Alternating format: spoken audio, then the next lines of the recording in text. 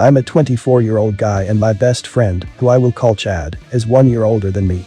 We've known each other for over 12 years now, becoming friends in school. He was my upperclassman, and eventually each other's best friends. We even went to the same university and he met his now ex-girlfriend, who I will call Karen, the same age as him, there. Karen wasn't very sociable, so I didn't get to befriend her despite her becoming my best friend's girlfriend. Chad was quite focused on his relationship with Karen, but at the same time, he did quite good at studies, even worked part-time, and still spared time to hang out with his friends, so we shared quite a lot of good moments during our bachelor's years. Once Chad and Karen finished university, Chad bought a small house with money he saved up, and they both moved in and started working full-time, in different fields. I graduated a year later and went to another country to pursue a master's degree and eventually PhD to prepare for the corporate career life path that I have planned out, so a distance grew between us. At that moment we've stayed in touch through social media and kept talking to each other almost every day, and last year in November, the incident happened. Chad went silent for the whole 2 weeks and didn't reply to any of my messages. This was definitely weird as he's never done it before, but I thought he was busy and decided not to bother him for a while. A week later I got a call from Chad's dad, who I'm friends with as well. He was very worried and told me about everything that has happened. Chad caught Karen red-handed, cheating on him with one of her co-workers, in his own house, having sex. He got extremely furious and beat both of them on spot with a baseball bat. They managed to run away and only received minor injuries. Chad got arrested for assault and was awaiting trial. Dad broke down in tears while on phone, and it hit me very hard hearing him like that. He's a very strong man who loved his only child dearly and raised him alone after his wife died in a car accident. I used all my connections and managed to get him a very good lawyer. Chad got away without being thrown into jail, but had to pay a hefty fine and was put under police surveillance for a brief time. He was fired from his job, started smoking, which he's never done before, drinking, stopped going outside, shut himself up in his room, and turned into a typical NEET. I haven't been able to meaningfully talk with him for the next several months. We chatted and gamed together on occasions, but he didn't talk much about the problems.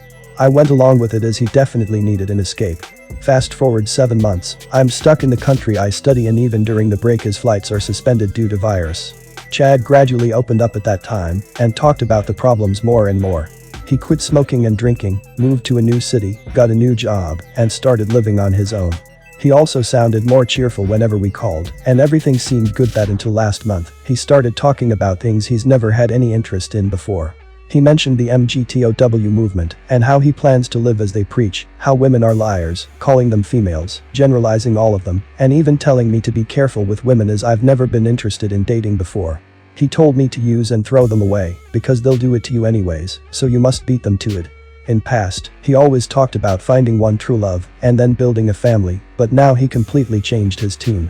He started visiting incel forums and 4chan, and that can make him turn out even worse if he falls even deeper into that trap. I really want to help him, but I don't know how. I have no dating experience myself as I'm entirely focused on my career and plan to get a girlfriend once I have a fully stable life and a clear future path lined out. He had a very bad experience with Karen, and it makes things even harder. Plus I physically can't go back home right now due to both virus and studies, as well as lockdown back there. I want to help put him back on track and return him to the good old Chad I used to know, ever cheerful and friendly. Alright, I'm gonna be honest. I really don't think you're in a situation where you can judge him. I mean, you've never been in a relationship in your life, and then you're trying to tell him he needs to go back to be carefree and happy-go-lucky about relationships when he almost lost his freedom, he lost his job, and his whole entire worldview had changed. Now, I know that the red pill type of message does not appeal to a guy, especially a guy who has never been in a relationship, but to men who have been in relationships and have seen how stacked the system is against men, and now it's overstacked in the favor of women, it does have its value. So I would say I haven't seen your friend do anything negative. From anything, he got a new job, he stopped smoking, and the only thing you say is that he's very hesitant about getting in a relationship with women at all. I don't see anything wrong with not dating and focusing on your career and focusing on yourself. I mean, not every man that focuses on red pill knowledge is going to become an incel like the media always tells you. So I really can't say anything wrong with this. And if anything, I would say it, tell your friend to just keep doing what he's doing, but always remember to stay focused on improving himself and make sure he doesn't give no bitches money. That's it. This is a unpublic opinion. If you like the content, like, subscribe, tell your friends, and until next time, adios.